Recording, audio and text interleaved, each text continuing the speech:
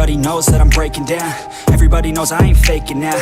Everybody knows my heart's vacant now. Yeah, she hates me now, I made mistakes, but now I don't ever wanna be alone. I don't really ever feel at home. On my own, in the zone, that's the only way I know. Feeling low, about to blow back up. Here I won't ever let the doubt creep in. Gotta pop a couple more aspirin. I don't think I'll ever let you in. Easier to break it off as friends. I don't really understand myself. I don't really understand, need help. I don't wanna be left on the shelf. Couldn't even hear me if I yelled. It's so cold outside, I'm alone, I'm alright. It's so cold outside, I'm alone, I'm alright. It's so cold.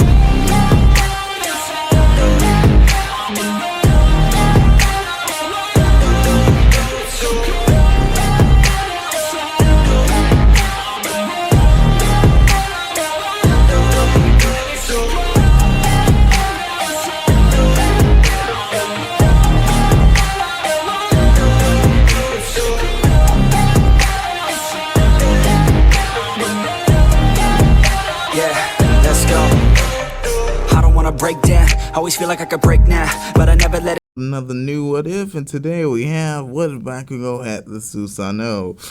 Anyways, before we start, don't forget to like, comment, subscribe, and most importantly, hope you enjoy. Now let's get started.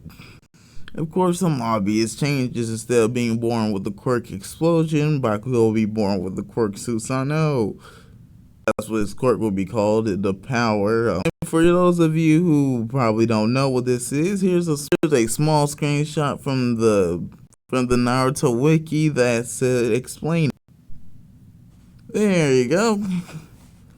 And I believe I don't need to read it. And that's about it. Alright, going over its abilities, it can basically spawn, well, basic weapons such as swords, blades. Okay, swords and blades are. And basically anything that isn't firearms or modern day weapons. And I'll explain when I get into that all the action. Also, you can control its size. That will be important. Anyways, Bakugo's childhood largely remains the same, which includes bullying Deku, except for he'll bully him with this thing because it looks terrifying.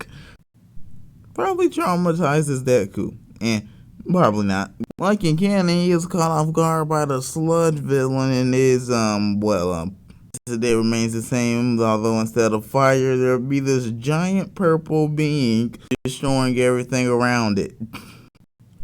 Anyways, during the entrance exam to UA, Bakugo would make the thing grow legs while having a bow and arrow shooting multiple robots while crushing them. Otherwise than that, the rest of the entrance exam remains the same for the guy.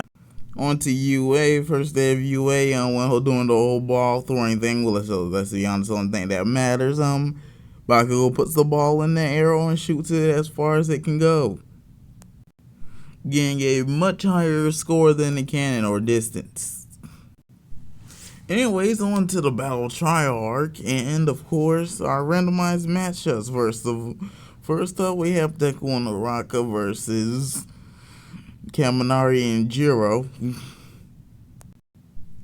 with Jiro and Kaminari as the villains. And when it was start, Jiro would of course use her quirk to hear where the two are coming from, and would basically tell Kaminari where to go to fight the two by himself. Anyways, as Kaminari would arrive in front of the two, where two are, as he would send out electricity to the two, as of course it would start to shock them, as Uraka would try making herself float, as Kaminari would switch his attention to her, shooting electricity at her, as Deku would try tackling Kaminari down, using the opportunity to tackle Kaminari down, basically, as he would get shocked. And while doing this, telling Uraka to go up, and as Deku would fight Kaminari alone, basically badly losing to him, but at least distracting him from getting to Uraka, basically acting as a human shield. Uraraka eventually makes it up to the bomb where she would be hit by a sonic wave. I think that's what they're called by Jiro, as Uraraka would try using the debris around the area to defend herself, but these would be easily destroyed. As much like in canon, back to Deku and Kaminari, as much like in canon, Deku would be forced to use One for All eventually, although not as harshly as Bakugo, and would still use the tactic of punching it up in the air, and basically from there, this does serve as the distraction, which allows Uraraka to flow over to the bomb, and it allows the team to win.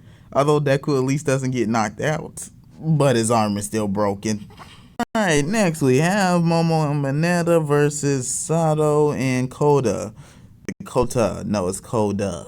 Oh, Momo and Mineta are villains, just to say. Like in canon, or at least the clip we saw, Momo would use her quirk to form barricades to barricade the door, as when Sato would and Koda would eventually find their way to the room. Sato would use his quirk, Sugar Rush, as we all know, to break through the barricades, as he would be caught by Mineta's balls, which would basically keep him in place. As eventually they would do the same thing to Koda, who would be an easy opponent to beat, and basically take the win. On to the next. Of course, we got Tokiyami and Asui versus Bakugo and Ida. Bakugo would easily get the match, winning, at least holding the two off by forming a Susanoo around the bomb, and basically with the two having no way to break through it, the two lose. Anticlimactic. Moving on. Anyways, we have Ojiro and Toru, who I totally put a picture of there, just to add, versus Ioma and Mina, with Ioma and Mina being villains, as Toru would be able to sneak past Ioma and Mina while Ojiro would distract them so she can touch the bomb, which would win Team Heroes the match. Alright, for our final battle of this, episode apart, we have Shoto and Shoji. I'm sorry, Shoji just takes up so much space. That's why their characters are a little crammed here. Versus Kirishima and already said that.